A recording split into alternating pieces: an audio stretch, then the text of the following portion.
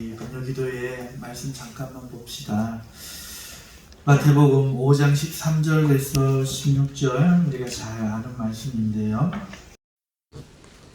마태복음 5장 13절에서 16절 우리 함께 봉독하도록 하겠습니다. 우리 같이 봉독합시다.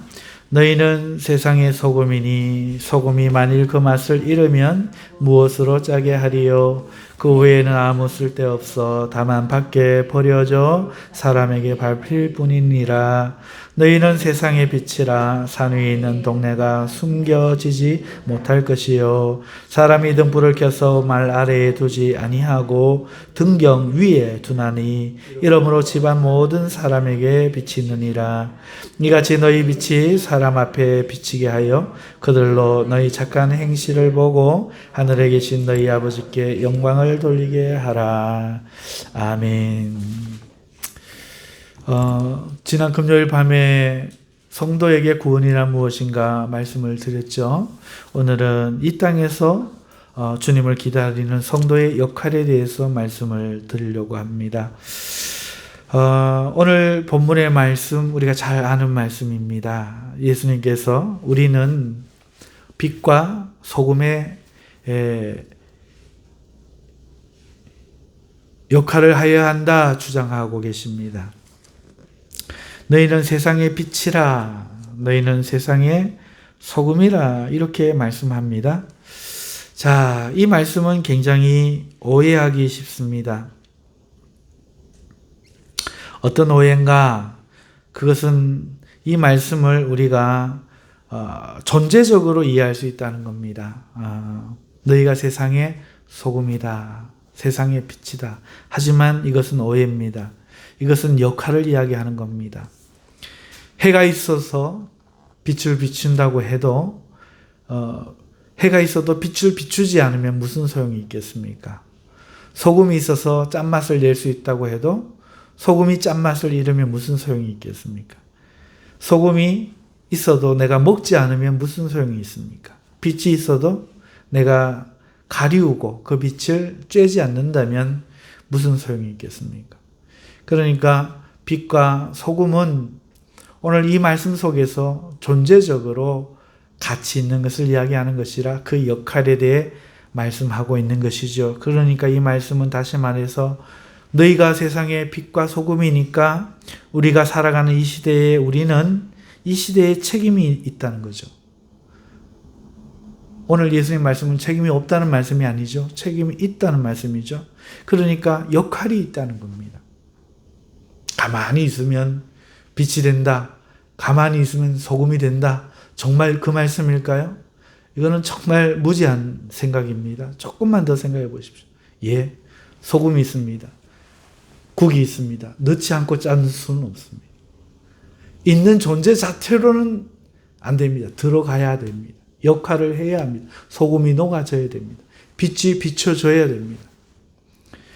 오늘 예수님은 우리에게 빛과 소금이라 말씀합니다. 그렇다는 것은 오늘 우리가 가리워져 있어도 된다는 얘기가 아니죠. 짠맛을 주지 않아도 된다는 얘기가 아닙니다. 우리는 짠 역할을 해야 되고 빛의 역할을 해야 된다고 말씀하시는 것입니다. 분명 이 시대라고 제가 말씀을 드렸죠. 왜 본문에는 없는 이 시대라고 말씀을 드렸는가? 여러분, 이 시대란 말은 어떤 의미를 갖습니까? 여러분, 우리는 지금 2023년을 살고 있지만 100년 전에 오늘 우리나라는 대한민국이 아니었습니다. 조선이었죠. 그리고 우리는 그 역사를 거슬러 올라가면 이 땅에 같이 살고 있던 사람들이지만 나라 이름이 다른 것을 우리는 보게 되죠. 여러분, 그 시대에는 각 모양과 삶의 모습이 다 다릅니다. 정치적으로도 다르고 문화적으로도 다르죠. 그러면은 빛은 예전이나 지금이나 저 태양빛이 똑같고 소금은 옛날이나 지금이 똑같지만 만약에 하는 역할이 다르다면 어떨까요? 여러분, 같은 빛이지만 빛에 대해서 느끼는 게 다릅니다. 오늘날 도시인들은 그 빛을 쐬지 않는 것이 건강의 최우선으로 역할로 생각하고 있죠. 의사들도 자외선 쐬지 마라 이렇게 이야기합니다. 그러나 우리 앞서 시대에는 달랐어요. 아무리 빛이 있어도 저거 해롭다 라고 생각하고 집에 들어가 있으면 빛은 무용지물이죠. 마찬가지로 우리가 아무리 빛이라고 하여도 사람들이 저거는 개독교다 말하면 아무런 소용이 없는 겁니다. 지금 이해하시나요? 사랑하는 성도 여러분, 오늘 우리가 이 세상에서 역할을 해야 되기 때문에 이 말이 중요한 것이죠. 예전 시대에는 예전 시대에 사람들의 삶의 모습과 가치관이 있었고 거기에 맞게 복음을 전하고 그랬습니다. 그렇지만 오늘 이 시대는 다른 생각과 다른 문화와 다른 가치관을 가지고 살아가고 있기 때문에 오늘 우리가 빛일지라도 오늘 우리가 소금일지라도 역할을 하려면 적어도 그들과 우리 사이를 가리고 있는 것이 없도록 치우고 그들에게 다가가는 것이 중요하다는 것이죠. 이런 역할이 우리에게 있다 이렇게 말씀하고 있는 겁니다. 각 시대의 또 다른 삶의 모습 속에서 역할을 하려면 시대에 동떨어지고 어울리지 않는 역할로는 감당할 수가 없는 것이죠. 이 시대에 우리의 역할을 감당하기 위해서는 우리는요, 이 시대가 어떤 시대인지 이해하는 게 필요합니다. 우리는 우리에게 주어진 이 시대의 문화와 사회적 환경과 그리고 삶의 가치관 가운데 우리의 신분에 맞게 적절하게 적절한 대응을 적절한 반응을 가지고 살아가는 것, 그것이 바로 우리가 이 시대의 빛과 소금의 역할에 대해서 책임 있는 삶의 모습이다 이렇게 말씀드릴 수 있겠죠. 주님 우리를 지금 소금과 빛이라고 말씀하고 있는데 그 말씀은 이 세상에 다시 말해서 정확하게는 그 어떤 시대가 아니라 바로 우리가 살고 있는 이 시대에 우리가 빛과 소금인데 빛과 소금으로서만 가치 있는 게 아니라 빛의 역할이 그들에게 비춰질 때 가치가 있고 소금의 역할이 이루어질 때 우리가 가치가 있다는 것입니다. 그렇기 때문에 오늘 그들과 우리 사이에 단절되어서는 안 되고 그들이 누구인지 왜 어떤 식으로 삶을 살아가는지 우리가 이해하고 그들과 우리 사이에 가려진 것을 거둬야 되는데 그 첫 번째 작업은 그들을 먼저 우리가 알고 이해하는 것이죠. 여러분, 소금과 빛의 역할 뭘까요? 뭐가 소금이고 뭐가 빛일까요? 여러분, 저는 중고등학교 때 말씀 연사를 받기 전에 많이 생각해 봤습니다. 도대체 소금 짠맛을 내야 된다. 소금은 짠 거지. 그래. 그러니까 맛을 내는 거구나. 세상에 맛을 내는 거구나. 내가 어떤 사람들에게 기독교인들은 살아갈 만하게 만들어줘야 되겠구나. 이렇게 생각을 했어요. 그리고 소금은 썩지 않는 그런 방부제의 기능을 하잖아요. 그러니까 이 세상이 타락하지 않도록 썩지 않도록 기독교인들은 그런 역할을 해야 되는구나 라고 생각을 했습니다. 맞는 생각일까요? 과히 틀린 생각이라고는 생각지 않습니다. 그리고 이 말씀을 목사님들이 또 하시더라고요. 그래서 그런 줄 알았습니다. 하지만 여러분,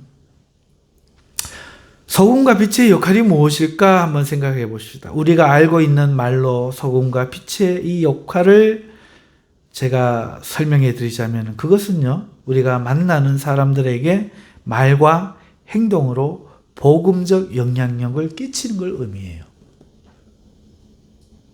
구원이야말로 그들에게 빛이 아닐까요? 구원이야말로 그들이 삶을 살아가게 할 수 있는 힘, 맛을 내는 원동력이 안 되니까요.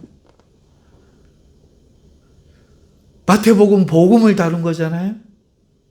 복음서에서 지금 나는 복음을 전하러 왔노라고 병든 자, 각색병들인 자, 들일지 모아놔놓고 삶에 아무런 희망도 없고 그런 사람들에게 지금 예수님이 말씀하는 거잖아요. 심령이 가난한 너희는 복이 있나니, 애통 지금 울고 있는 너희는 복이 있나니 말씀하시면서 지금 이 말씀하시는 거잖아요. 다시 말하면 예수님으로 인해 너희가 복이 있고 그러면서 너희는 세상의 소금이고 빛이라고 지금 그들에게 이야기하고 있는 거잖아요. 그렇다는 것은 무엇입니까? 구원의 예수를 만났으니까 너희가 복이 있고 그런 예수를 너희는 전할 수 있으니까 너희가 세상의 소금이여 너희가 세상의 빛이라는 얘기 아닙니까? 핵심은 그것입니다.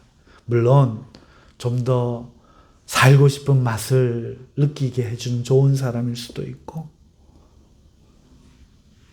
또 부패하지 않게 좀 더 경건하게 살아가는 모습도 보여줄 수는 있겠죠. 하지만 그것이 오늘 본문의 뜻은 아니라는 거죠. 빛이라는 것이 우리가 비출 수 있는 게 아니지 않습니까? 우리는 빛을 내는 발광체가 아닙니다. 우리는 거울일 뿐이죠. 그렇게 봐도 이 말씀은 그런 뜻이 전혀 아닙니다. 진짜 뜻은 복음이죠. 무엇이 소금의 짠맛이며 무엇이 어둠을 밝히는 빛입니까? 우리를 구원하시는 하나님의 사랑, 복음이 세상의 빛이죠. 복음이 세상의 소금입니다. 그러므로 오늘 우리는 그 맛을 받아서 전하는 자들이어야 되고 다시 말하면 복음을 전하는 자들이어야 되고 복음을 비추는 자들이라는 뜻이죠. 자, 소금과 빛의 역할이 바로 복음이었습니다. 그렇다면 복음을 비춰야만 우리 역할을 하는 것인데 아까 말씀드린 것처럼 존재론적으로 오해를 하면 나는 빛이야, 나는 소금이야 이렇게 오해할 수 있는 거죠. 아무것도 하지 않고요. 복음을 던지지 않고요. 복음을 전하지 않고요. 나는 소금이야, 나는 빛이야 이럴 수 있다는 겁니다. 하지만 다시 말씀드리자면 소금과 빛은 자체로서 존재적 의미가 있는 것이 아니라 세상에 대한 역할에서 그 존재 의미를 찾을 수 있는 겁니다. 빛이 닿지 않으면 소금을 섭취하지 않으면 그 존재가 아무런 가치가 없는 것이지요. 오늘 우리가 복음을 전하지 않았다면 나는 오늘 하루 종일 아무런 가치가 없는 사람입니다. 이게 지금 우리의 문제예요. 이것이 오늘 우리의 처한 상황입니다. 이것이 너무도 중요한 일입니다. 왜 그렇습니까? 주님이 너희는 이 세상의 소금과 빛이라. 다시 말하면 오늘 우리는 이 시대에서 살아가면서 이 시대에 맛을 내야 되는 소금이고 복음을 전해야 되는 소금이고 하나님의 빛을 전하는 켜진 등불이다 말씀하고 있기 때문에 그렇습니다. 만일 우리가 그렇게 살지 않는다면 우리는 빛과 소금이 아닌 거고 기면서도 그렇다면 주님을 거역하고 주님과 함께하지 않는 자가 되는 것입니다. 그래서 오늘 우리는 삶의 목적이 오늘 이 성도로서의 삶의 목적이 이 세상에 복음을 전하는 것이라는 것을 이 본문을 통해서도 알 수 있는 거죠. 지난번에 마가복음을 통해서 우리가 받은 구원이란 무엇인가 살펴보면서 출애굽을 말씀드렸잖아요. 사랑하는 성도 여러분, 출애굽에서 이제 끝난 것 같지만 아니에요. 그때부터 우리는 시작이잖아요. 그런데 자기 자신에 대해서뿐만 아니라 이 세상에 대해서도 오늘 우리의 역할이 있더라는 겁니다. 그저 구원만 기다리면서 동굴에서 숨어서 빨리 이때가 지나가고 구원이 오기만을 기다리는 것은 한 달란트 맡은 자처럼 주님 앞에 가증스러운 것이죠. 네가 구원이 중하여 구원받으러 왔더냐? 내가 구원을 잊어버릴까 싶어서 꽁꽁 싸묻어 땅에 묻어두었나이다. 세상의 죄 안 짓기 위해서 애를 썼나이다. 나쁜 말 안 하려고 애를 썼나이다. 이 사악한 자야. 그래하면 너는 그 구원을 왜 다른 사람에게 전하려 하지 않았더냐. 그렇게 가치 있는 것이라면 왜 너는 감추어 두었더냐. 주님이 야단을 치시겠지요.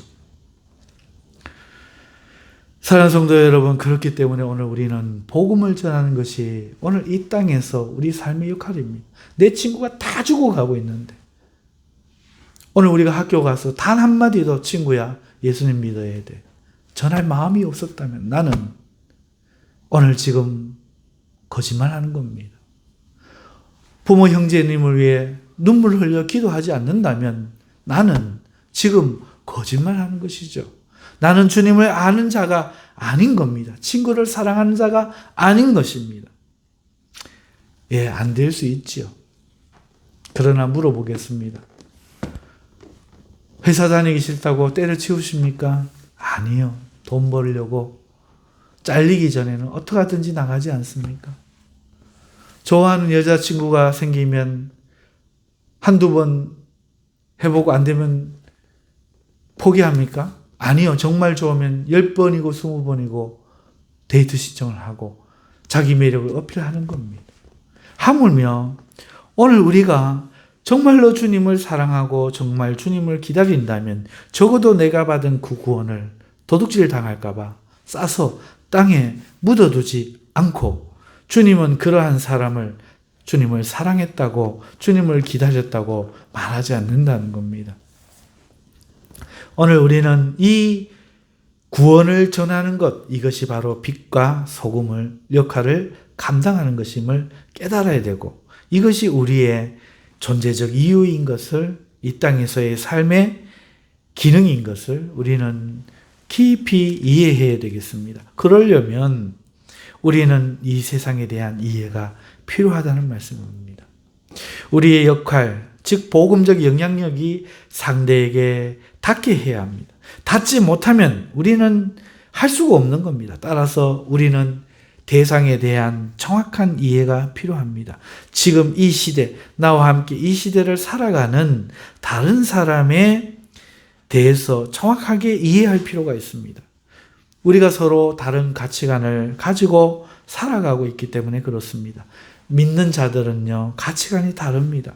물론 그 자신도 예전에는 세상의 가치관을 가졌겠지만, 그리고 그걸 잊어버렸는지는 모르겠지만, 믿는 자들은 삶의 가치관이 세상과 확연히 다릅니다.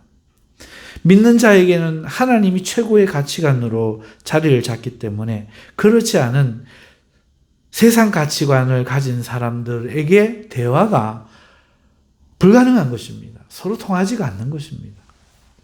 따라서 그들이 가지고 있는 생각의 체계와 행동 방식을 이해하고 분석하고 어떻게 내가 복음을 전할지 살피는 것이 대단히 중요하죠. 만일 이것에 대해서 뭐 그런 게 중요해. 예수 천당 외치면 되지 라고 생각하는 사람도 있을 수 있습니다. 하나님은 어떠한 때에는 그런 방식으로도 하십니다. 적어도 6.25 시절 이후에 일제시대 때 그때는 통했던 방법입니다. 그러나 아까 말씀드린 대로 시대가 달라졌습니다. 시대가 달라졌다는 말은 문화가 달라졌다는 말이요. 생각이 달라졌다는 말이요. 가치관이 달라졌다는 말입니다.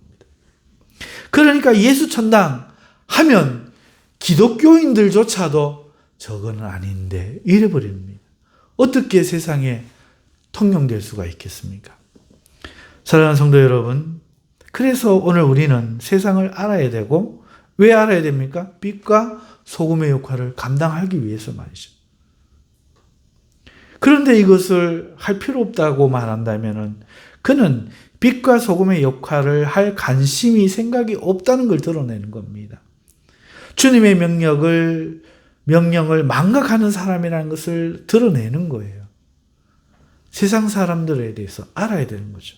그러면 오늘 이 세상 사람들은 어떤 생각을 가지고 살아갑니까? 어떤 가치관을 가지고 살아갑니까?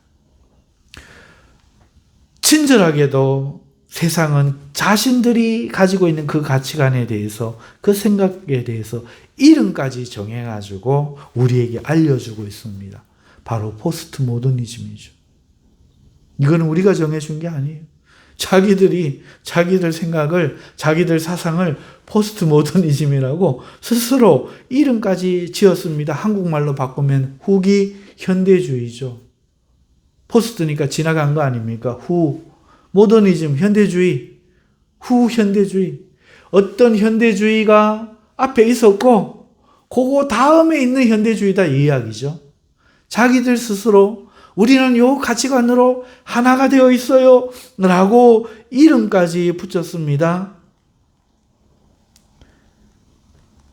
그 말은 다르게 말하면 세상은 이렇게 자신의 사상에 이름까지 붙여가면서 자신을 연구해서 구원해 달라고 요청하는 것과 마찬가지라는 거죠. 그런데 우리가 그것에 관심을 갖지 않는다면 이 얼마나 비극이고 예수님을 믿어도 멍청하게 믿는 것인지 모르겠습니다. 그러니까 우리는 포스트 모더니즘을 봐야 돼요. 어떤 목사님이 목사의 한 손에는 성경이, 한 손에는 신문이 들려 있어야 합니다 하니까 성도들이 은혜를 받았대요. 그리고 우리 한국에도 그 설교가 유명하게 펴졌지요. 오늘 그만큼 퍼져야 될 유명한 말씀은 바로 이겁니다. 성도들이 한 손에는 복음을, 한 손에는 포스트 모더니즘을 들고 있어야 된다. 같은 얘기 아닙니까? 이 포스트 모더니즘은 두 방면에서 사람들에게 영향을 미치죠. 첫째는 지성적 영역이죠. 그들은 사고 체계를 형성하는 과정에서 이 포스트 모더니즘은 그들의 사상적 요소로 작용하는 겁니다. 둘째는 감성적인 면인데 그들의 인격 형성 과정에서 어떤 사회적 경험을 했는지가 그들의 사고 체계를 형성하는 데 있어서 결정적 역할을 한다 하는 것입니다. 그래서 하나님 어머님이 생기는 거 아닙니까? 하나님 어머님. 왜요? 아버지를 경험했는데 아버지가 너무 싫은 거예요. 감성적인 이 포스트 모더니즘에는 이 사고가 다 들어있습니다. 이 사상이 다 들어있습니다. 베이비 시대, 부모 시대, 다 이 이야기들이 다 들어있습니다만은 오늘 우리가 살펴보지 않은 그 사상 속에 경험이 그 사상을 받아들이게 만드는 거죠. 그래서 신학도 제3의 신학이 생깁니다. 여성신학. 뿐만 아니라 여러 신학이 생겼습니다. 그리고 정통신학교가 아닌 세 번째 신학교, 네 번째 신학교에서 그런 목사들을, 여목사들을 줄줄이 배출하고 있습니다. 이것이 현실입니다. 이게 교회의 일입니다. 사랑하는 성도 여러분, 이래도 우리가 포스트 모더니즘을 몰라도 괜찮은 걸까요? 이 세상 사람들은 오늘 지금 당장 그들의 사고 체계가 지성적으로, 사상적으로 영향을 받고 있고, 감성적으로는 그의 인격 형성에 중요한 기둥을 이루고 있다는 것입니다. 그러면 포스트 모더니즘이란 뭐냐? 여러분, 이것은 장차 차후 말씀드리기로 하고요. 왜냐하면 이 포스트 모더니즘을 설교하면 설교가 아니라고 생각해요. 설교가 아니라고. 성경만 이야기해야 설교라고 생각합니다. 신문을 이야기하면 목사님이 왜 분명히 한 손에는 성경을 한 손에는 신문을이라고 해놔놓고 여러분 따라서 이것을 듣는 사람들에게 그러한 가림막이 있으면 이 설교를 할 수가 없다는 거죠. 빛을 비추어도 본인이 가로막으면 닿지 않는 것과 마찬가지입니다. 그래서 포스트 모더니즘에 대해서 설교하기는 대단히 어렵습니다. 깊게 설교하기가 대단히 어렵습니다. 하지만 다시 한번 생각해 보십시오. 깊게 고민해 보십시오. 소금과 빛의 역할을 하려면 여러분 빛을 비춰야 될 거 아닙니까? 맛을 전해야 될 거 아닙니까? 복음이 전달돼야 되지 않겠습니까? 전하는 자가 없으면 어떻게 듣는 자가 생기겠습니까? 들리지 않게 막고 있으면 어떻게 전할 수가 있겠습니까? 이건 상식입니다. 그럼에도 불구하고 막고 있는 이것, 포스트 모더니즘, 과거의 신분제도, 과거 유교 사상, 과거 불교, 이거는 제거해도 되는데, 이거는 말하면 안 되는데, 교회에서 목사님이 유교에 대해서 그거 잘못입니다. 귀신 섬기는 거 잘못입니다. 산에 가서 비는 거 잘못입니다. 말하는 것은 괜찮은데 세상 철학 이야기하면 안 된대요. 똑같은 건데. 여러분, 그러므로 우리는 먼저 우리의 생각이 깨져야 됩니다. 우리의 잘못된 지식이 깨져야 됩니다. 이게 깨지지 않으면 우리는 소금과 빛의 역할을 감당할 수 없어요. 안전할 터인데. 못 전하는데. 어떻게 할 수 있겠습니까?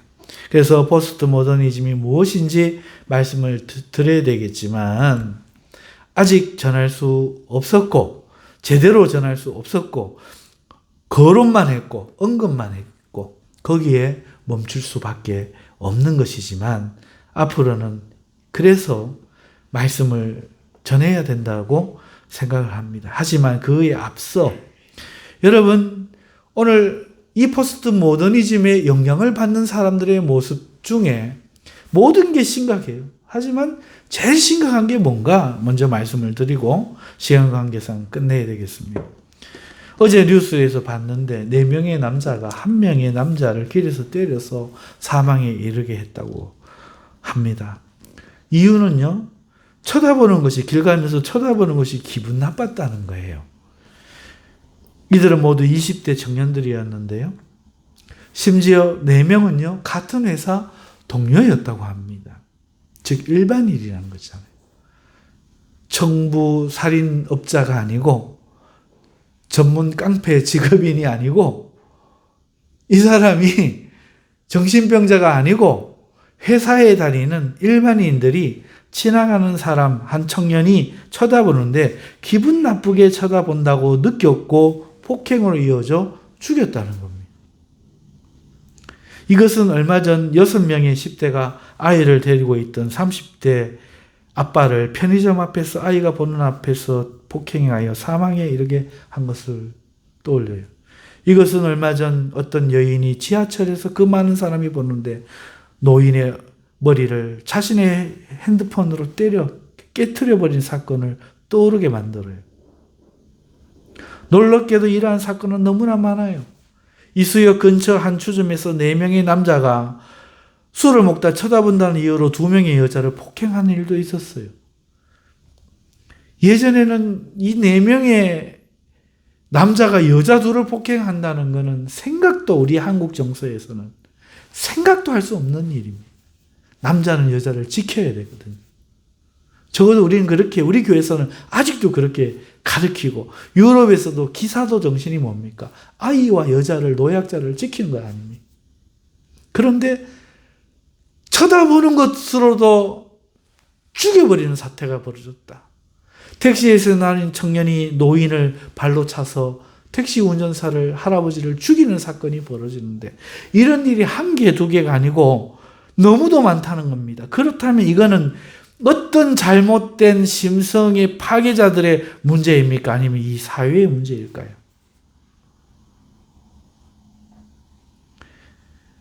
왜 이 사람들은 이렇게 분노하고 있을까요? 교회를 들어오다 보면 청년들이 아주 막 끌렁한 눈으로 막 눈을 희번득거리면서 지나가는 아저씨를 쳐다보고 막 이러고 있는 모습을 저도 봐요. 쟤들이 왜 저러나 싶어요. 우리 저 건너편 PC방 가는 애들입니다. 오늘 이 사회는 분노가 지금 넘쳐 있어요. 부모가 교육을 못 시켜서 그럴까요? 아니면 그들에게 어떤 공통적인 이유, 즉 사회적 문제가 있는 걸까요? 여러분, 이것은 사회적 문제가 있는 것으로 봐야 합니다. 이것이 바로 포스트 모더니즘의 영향인 것이죠. 이 사회는 지금 갈라지고 있습니다. 분노하고 있어요. 서로를 미워합니다. 페미니즘은 뭡니까? 남자와 여자를 싸우게 하는 거 아닙니까? 이데올로기는 뭡니까? 사람을 두 부류로 좌와 우로 분열시키는 거 아닙니까? 노사가 왜 분열하고 있습니까? 여러분, 세대 간의 분열이 왜 있는 겁니까? 이 세대 간의 분열 가누니까 너무 거창하지요. 손자가 할아버지를 죽이는 겁니다. 후배가 선배를 폭행하는 겁니다. 바로 이것이 후기 현대주의의 영향으로 발생한 것은 아닐까요? 이런 성도들은 교회에 오면 어떤 생각을 가지고 있을까요? 분노하죠. 목사님의 설교에, 교회의 모습에, 다른 성도의 모습에 분노하는 겁니다. 이 후기 현대주의 사상으로 있으면은 나누기 시작하는 겁니다. 이 후기 현대주의의 사상을 알지 못하면 절대로 우리는 그들을 이해할 수 없습니다. 그리고 무엇을 고쳐줘야 될지, 무엇을 비친 말씀으로 비춰줘야 될지 우리는 알 수 없게 되겠죠. 그렇기 때문에 이러한 예만 봐더라도, 오늘 우리의 삶을 보더라도 오늘 우리는 이 세상을 이해해야 될 필요가 있는데, 그들이 스스로 후기 현대주의라고 이름 붙여서 나를 연구해서 나를 이해하고 나를 좀 구원해 주시오 라고 말하고 있는 이 사상에 대해서 오늘 우리는 알아야 된다는 겁니다. 그러지 않고 이들에게 너희들 그렇게 살면 지옥 가 라고 회개하라는 요청만으로 이 사회를 우리가 바꿀 수 있을까요? 그들을 구원할 수 있을까요? 너 그거 죄야. 이렇게 말이죠. 그러므로 사랑하는 성도 여러분, 말씀을 맺읍시다. 우리가 이 시대에서 빛과 소금의 역할을 감당하려면 당연스럽게도 오늘 우리는 이 시대를 알아야 합니다. 주님의 명령을 이해하기 위해서 필수적인 일입니다. 주님은 그저 자신 하나의 구원에만 집중하고 있다가 천국에 올라오라고 하시지 않습니다. 이런 자는 한 달란트 맡은 자입니다. 주님은 빛과 소금의 역할을 분명히 이 땅에서 하라고 본문에서 오늘 말씀하고 있는 겁니다. 비치면 비추어야 하고, 따라서 가리는 것이 없도록 해야 합니다. 소금이면 맛을 내야 되고, 이러면 아무 소용이 없다고 주님이 말씀합니다. 이는 분명하게 역할을 감당할 것을 말씀하시는 것인데, 어떤 역할을 어떻게 감당해야 하는가? 그것은 이 세상에 복음을 전하는 것입니다. 앞동네와 뒷동네, 즉 이 세상이죠.